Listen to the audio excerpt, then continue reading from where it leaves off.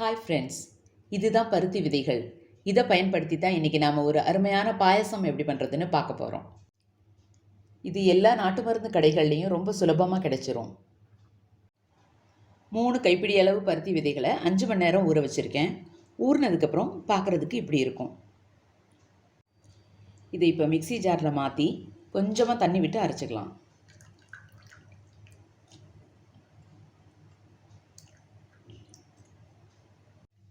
பருத்தி விதைகளை அரைச்சாச்சு.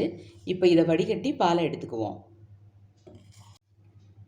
இப்போ வடிகட்டிக்குவோம். இந்த பாலில் நிறைய புரதச்சத்து இருக்குது. வயிற்று புண்ணு இருக்கிறவங்க இதை அடிக்கடி எடுத்துக்கலாம். மாட்டுப்பால் ஒரு சிலருக்கு அலர்ஜியாக இருக்கும். அதுக்கு பதிலாக இந்த பாலை தாராளமாக பயன்படுத்தலாம். பருத்தி பால் எடுத்தாச்சு. இப்போ இதை நகர்த்தி வச்சுக்கலாம். 20 முந்திரி பருப்பு, 20 பாதாம் பருப்பு ஊற வச்சு எடுத்து வச்சுருக்கேன். இப்போ இந்த பாதாம் பருப்பில் இருக்கிற தோலை நீக்கிடலாம். பாதாம் பருப்பையும் உரிச்சாச்சு. இப்போ ரெண்டையும் சேர்த்து மிக்சி ஜாரில் அரைச்சிட வேண்டியது தான். பாதாம் பருப்பும் முந்திரி பருப்பும் சேர்த்து அரைச்சி வச்சு விழுது ரெடி ஆயிடுச்சு. இப்போ இதையும் நகர்த்தி வச்சுக்குவோம். 3/4 லிட்டர் பால் எடுத்திருக்கேன். கொதிக்க ஆரம்பிச்சிருக்கு. பால் நல்லா கொதிச்சு வருது. நம்ம எடுத்து வச்ச பருத்தி பாலை இப்போ சேர்த்துக்கலாம்.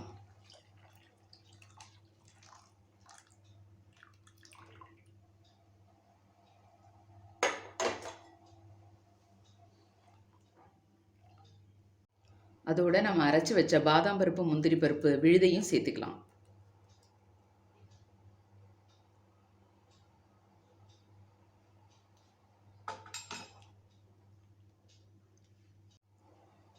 நடுவில் இப்படி கொஞ்சம் கிண்டி விட்டுக்கிட்டே இருக்கணும். இந்த பருத்தி பாலோட கலர் லைட் க்ரீனாக பார்க்குறதுக்கே அவ்வளோ அழகாக இருக்கும். ஏலக்காயோடு சேர்த்து அரைச்ச கற்கண்டு 3/4 கப் எடுத்து வச்சுருக்கேன். அதையும் சேர்த்துக்கலாம்.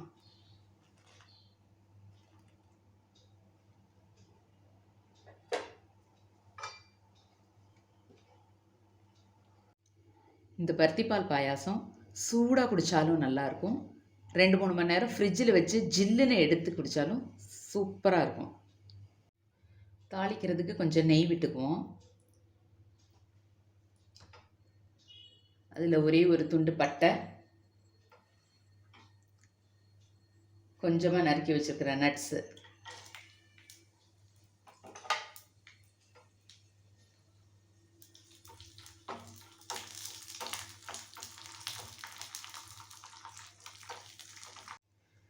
சுவையான மணமான ஆரோக்கியமான பருத்திப்பால் பாயாசம் ரெடி.